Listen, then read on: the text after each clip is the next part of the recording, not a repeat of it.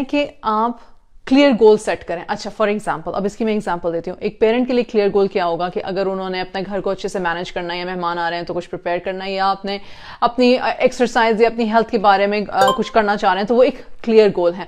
आपके बच्चे का क्लियर गोल क्या है कि मेरा ये जो प्रोजेक्ट है ये इस तारीख को ड्यू है, तो मैंने इस तक मतलब कि इसको पूरा करना है। अब जब आप जब गोल जो होता है वो क्लियरली सेट कर रहे होते हो, तो उसमें जो आप एक चीज करते हो वो ये क्या है, वो उसको आप मेंटल कंट्रास्टिंग कहते हो।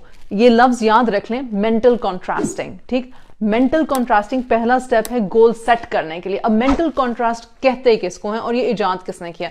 ये यहाँ पे NYU जो यूनिवर्सिटी है न्यूयॉर्क में, उसके एक प्रोफेसर हैं गैब्रियल, और आखिरी नाम नहीं मुझे आता उनका। उन्होंने मेंटल कंट्रास्टिंग को डिजाइन किया और उन्होंने अपने स्टूडेंट्स को रियलिस्टिक गोल्स सेट करने में मदद की। अब जब वो लिख रहे थे ना रियलिस्टिक गोल्स, तो मुझे हंसी आ गई, क्योंकि हम में से खुद बड़ों को, मैं खुद मतलब कि बज़ाहिर एक टीचर, बज़ाहिर एक लाइफ कोच, बज़ाहिर एक होम मेकर, मैं अगर अपने आप से पूछूं इरम क्या तुमने अपने गोल्स रियलिस्टिकली सेट किए, तो मैं नहीं। औरतें, खवातीन स्पेशली कहती हैं हाँ मैं ये भी कर लूंगी, ये भी कर लूंगी, ये भी कर लूंगी, ये भी कर लूंगी, मैं सारा कुछ कर लूंगी। And at the end of the day आधे काम हुए होते हैं, आधे काम पेंडिंग होते हैं, और वो खुद अपने आप से फ्रस्ट्रेट हो रही होती हैं। ऑफ कोर्स अब हर कोई इस बात से रिलेट कर सकता है। तो रियलिस्टिक गोल किसको कहते हैं? रियलिस्टिक गोल वो होता है जो आपको पता हो कि आपकी पहुंच में है, आपकी दस्तरस में है, आप उसको कर सकते हो, आप फोकस करके वो काम कर सकते हो।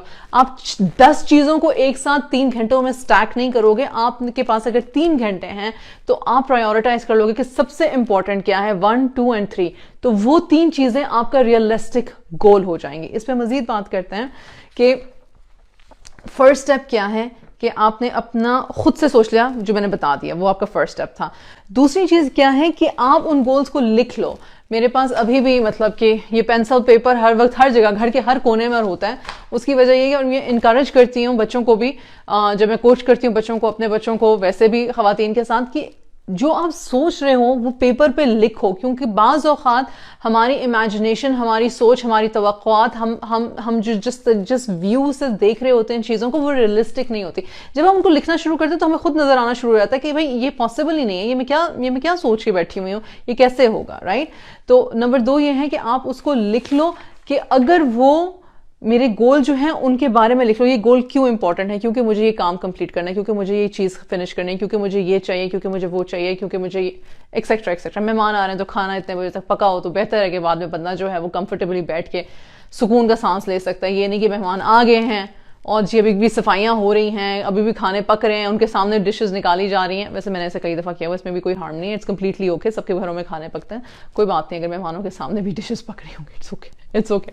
But again, what is realistically possible, right? Then encourage your child to write several words about it.